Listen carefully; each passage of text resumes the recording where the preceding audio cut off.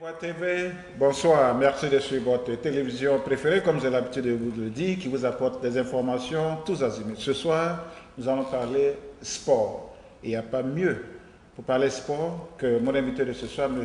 Ibrahim Bamba, qui est le président représentant de la Fédération internationale des Maracana Association, la FIMA, qui organise bien sûr ici à New York, je crois le 30 juillet, un tournoi international de Maracana. Monsieur le Président, bonsoir. Oui, bonsoir. Comment ça va? Oui, ça va très bien. Alors, parlez-nous un peu, reparlez-nous un peu de la FIMA. On est parti de la FIMA-DA pour arriver aujourd'hui à la FIMA. Brièvement, pourquoi ce changement? Ok, merci pour l'opportunité que vous me donnez toujours de passer sur Ivoire TV. Je pense que Ivoire TV est aujourd'hui l'un des meilleurs partenaires du Maracana aux États-Unis et au Canada. Tout le plaisir est partagé. Voilà, je confirme cela parce que vous nous avez assisté dans toutes nos manifestations jusqu'à présent. Donc, il faut que je précise cela. Et pour revenir à votre question, c'est vrai, il y a une confusion quelque part où on parle de FIMADA et FIMA. C'est très simple. La FIMADA, c'est la Fédération ivoirienne de Maracana et disciplines associées. Et aujourd'hui, nous sommes arrivés à la FIMA. Pourquoi? Parce que la Côte d'Ivoire qui a créé cette discipline qui est le Maracana a dépassé les frontières de la Côte d'Ivoire. Le Maracana se joue partout aujourd'hui en Afrique. Et quand on parle de Maracana, d'aucuns font allusion au petit poteau. C'est vrai, le petit poteau fait partie des dérivés du football. Et le petit poteau a à peu près les mêmes règles que le Maracana. Mais le Maracana aujourd'hui, qui a été créé par les Ivoiriens, est devenu plus professionnel. On ne parle plus de petits poteaux, c'est avec les poteaux d'handball. C'est sur un terrain d'handball. Quand je dis terrain d'handball, on parle des dimensions d'un terrain d'handball. Mais la particularité du Maracana, c'est que nous avons des tracés qui sont très différents, nous avons des règles qui sont très différentes. Et dans la pratique, ça rend très intéressant le Maracana. Donc la FIMA aujourd'hui a été créée par les Africains. L'année dernière, j'y étais, en tant que représentant de la Fédération ivoirienne des Maracana et disciplines associées qui m'avait nommé de cela, il y a de cela peut-être 2 ans, en 2014. Et représentant cette fédération, je suis allé à Lomé l'année dernière, c'est-à-dire en août dernier, ça fait pratiquement 1 an, pour aider la Côte d'Ivoire, jouer un rôle de lobbying pour que cette fédération internationale naisse au même titre que la FIFA. Aujourd'hui, la Côte d'Ivoire est à l'honneur. Nous avons la présidence, qui est le président, le commissaire Bleu Charlemagne. Et ensuite, le chef de la République a signé un décret pour que le siège soit construit en Côte d'Ivoire. Et nous l'avons aussi. Donc, bientôt, le siège de la FIMA sera construit en Côte d'Ivoire. Mais pour le moment, les affaires courantes de la FIMA, la Fédération internationale des Maracana Association, est gérée par la Côte d'Ivoire. Donc, je suis le représentant officiel. Donc, nous avons changé de palier. Nous sommes passés de fédération locale à une fédération internationale. Donc, du coup, mon attribution en tant que représentant de la Fédération ivoirienne passe maintenant à la Fédération internationale. Donc je pense que c'est bien clair. Alors c'est sous cette coupole, sous cette égide-là que vous organisez ici à New York le 30 juillet ce tournoi international de Maracana. Pourquoi international? Ça va regrouper combien de pays? Puisque vous parlez d'un tournoi international de Maracana. Ok, merci Germain, je pense que c'est une belle question. On parle de tournoi international de Maracana parce qu'il faut avoir une bonne vision du Maracana parce qu'aujourd'hui, les États-Unis, c'est la plus grande puissance mondiale, tout le monde le sait. Et si nous sommes aux États-Unis que nous voulons organiser un tournoi, c'est pour inviter tout le monde à participer à ce tournoi. Et tout à l'heure, quand je vais citer les équipes participantes, les uns et les autres comprendront directement qu'on peut l'appeler tournoi international. Et nous ne sommes qu'à la première édition de ce tournoi international. Ça veut dire que nous voulons que ce tournoi grandisse. Pour une première édition, il va falloir que nous soyons patients. On va faire avec les équipes qui viennent d'ailleurs, de partout, même si le plus gros contingent vient de New York.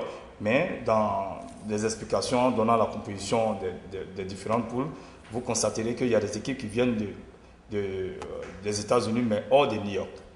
Et je promets à tout ce public qui me suit en ce moment que international, parce qu'à la 10e édition, il y aura un grand changement. Il y aura même des équipes qui viendront de l'Europe, de partout. Mais pour un premier lancement, on va être patient, on va aller avec les équipes que nous avons actuellement sur la main, qui viennent des États-Unis. Malheureusement, l'équipe du Canada devait être là, mais compte tenu d'un empêchement, ils n'ont pas pu venir, mais ce n'est pas bien grave.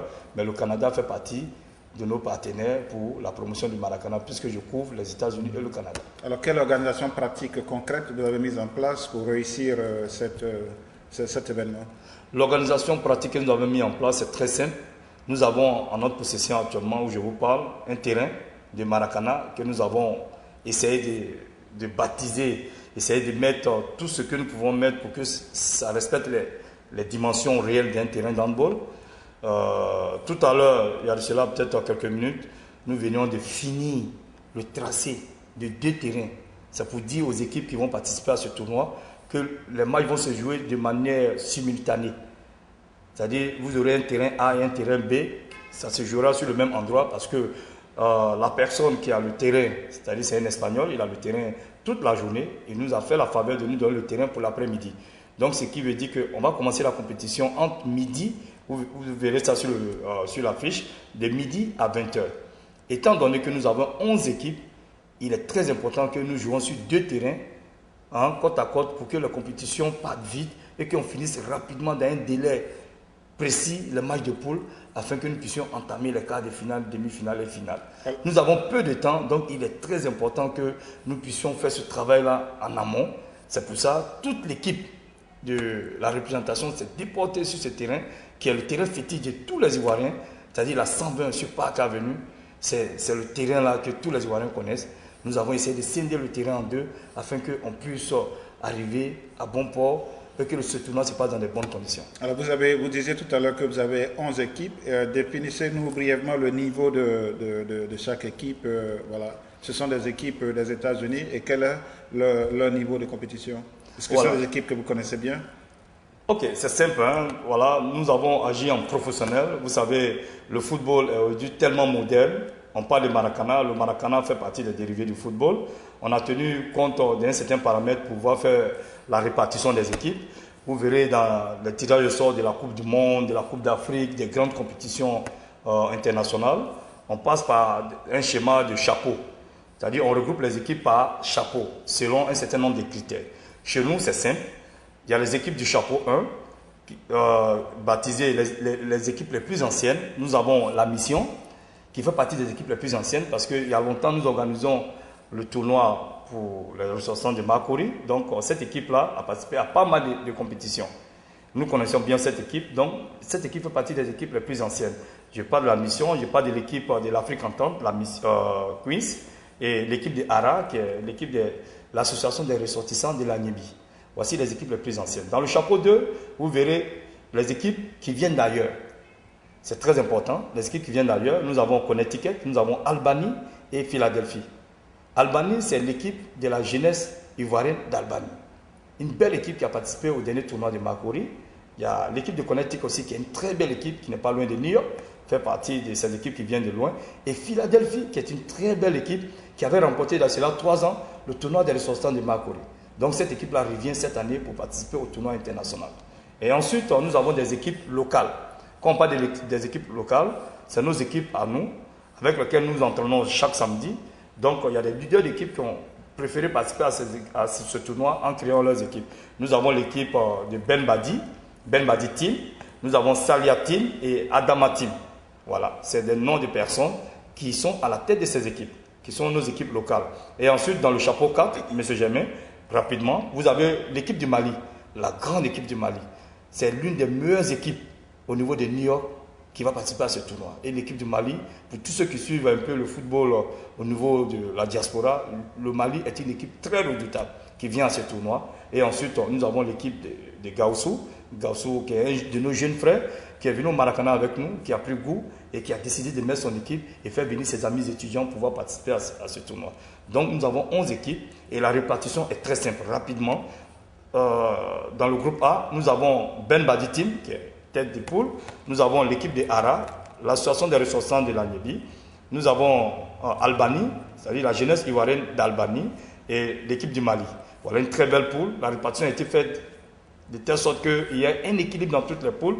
Dans le groupe B, nous avons Salia Team, nous avons l'Afrique Entente de Queens. Afrique Entente de Queens, pourquoi je vais insister sur cette équipe? C'est l'équipe championne en titre. Cette équipe-là qui avait remporté le dernier tournoi des ressortissants de Makori. Voilà. Et ensuite, nous avons l'équipe de Philadelphie, la grande équipe de Philadelphie. et ensuite Gaosu Team qui fait partie de cette poule. Ensuite, le groupe C, un groupe particulier. Pourquoi? Parce que nous avons 3 équipes dans ce groupe. Il y a l'équipe de Adama Team, l'équipe de la Mission et l'équipe de Connecticut. Voilà un peu la répartition de ces poules, mais la précision et détail. Pour les qualifications, il va falloir préciser à ces équipes-là qu'on avait déjà dit à la réunion, lors de la réunion de prise de contact avec ces équipes-là, où nous avons fait toute cette répartition en call conférence. Voilà, il faut préciser cela. Nous étions obligés de faire en call conférence parce qu'il y a des équipes qui viennent de loin. Elles ne peuvent pas se déplacer pour une réunion technique. Donc nous avons décidé de faire en call conférence et la répartition a été bien faite. Et actuellement, on dit à ces équipes-là que dans chaque poule où il y a 4 équipes, le groupe A, le groupe B, ce seront nos critères. C'est 3 équipes qui iront en quart de finale. Et dans le groupe C, où nous avons 3 équipes, c'est 2 équipes qui vont se qualifier pour les quarts de finale. Voici la précision détaillée, M. Germain. Je pense que j'ai tout dit en gros concernant la participation de ces équipes. Le dernier élément, c'est de nous rappeler la date, le lieu, les heures et si vous avez des contacts. Voilà. La date, retenez que c'est le 30 juillet, voilà, le samedi 30 juillet, du côté du Parc Avenue, c'est-à-dire la 120. La 120, la rue 120, sur Parc Avenue. Je le disais tantôt que c'est le terrain fétiche des Ivoiriens. Tous les Africains savent de quoi je parle. Ce terrain-là est un terrain mythique. D'aucuns l'ont baptisé Surulere. Et tout Africain sait la valeur de Surulere. C'est le grand stadium du Nigeria où vraiment c'est comme un chaudron.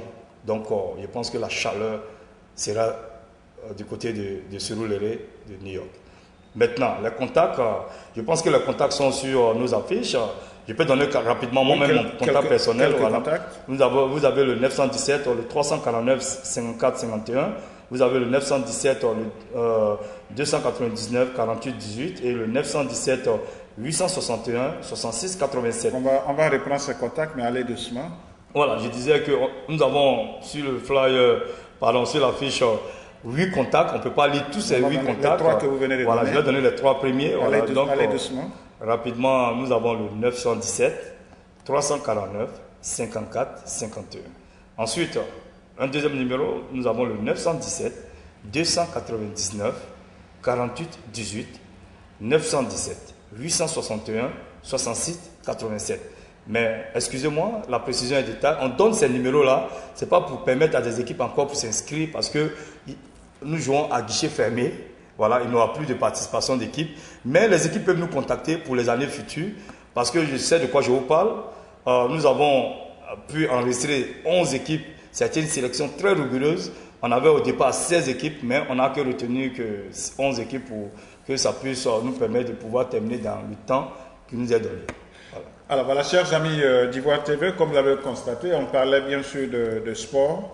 Avec celui-là qui a fait du sport son enfant de tous les jours, M. Ibrahim Bamba, qui est le président de la représentation de la FIMAA. Sachez tout simplement que la FIMAA, c'est la Fédération internationale de Maracana et associations. Ici aux États-Unis, vous êtes le président ici aux États-Unis, vous représentez les États-Unis et le Canada. Voilà. Donc, participez à ce tournoi. Voilà. On n'est jamais assez vieux pour faire du sport. Et comme M. Bamba lui l'a l'habitude de me dire, grand frère, je veux que tu viennes, donc je serai là. Je viens avec. Je peux lancer un dernier appel, oui, je viens avec votre permission. Oui, tout à l'heure, je viens avec mes crampons, mes maillots, et puis je vais moi aussi mouiller le maillot. Donc, je n'ai pas d'équipe, je serai flottant. Allez-y, votre dernier appel.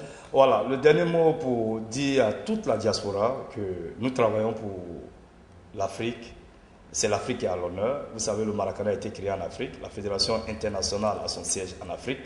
Donc je demande à mes frères africains, pas aux Ivoiriens seulement, à tous ceux qui sont africains, qui veulent valoriser notre continent, notre cher continent, c'est de venir soutenir cette initiative, c'est de venir soutenir le Maracana, qui est une discipline créée par les Africains. Et ensuite, on va ensemble faire la promotion de cette discipline pour intéresser les Américains, les Latinos, pour que cette discipline puisse grandir et qu'elle soit internationale, comme on le dit, parce que j'ai baptisé ce tournoi international de Maracana. On veut que toutes les communautés de tous les bords puissent participer à ce tournoi et que ce tournoi grandisse. Voilà un peu l'appel que je voulais lancer. Donc mes frères africains, venez nous soutenir, sortez massivement pour nous soutenir à travers ce premier tournoi international de Maracana pour qu'on puisse grandir ensemble et que l'Afrique puisse gagner au vu du monde entier. Je vous remercie. Voilà, bonsoir, dormez bien. C'était Germain Kwasi sur le plateau des sports avec M. Ibrahim Bamba. Bonsoir, dormez bien. Vous l'avez découvert ici. Encore un hit que vous avez découvert. Ivoire TV. Ivoire TV.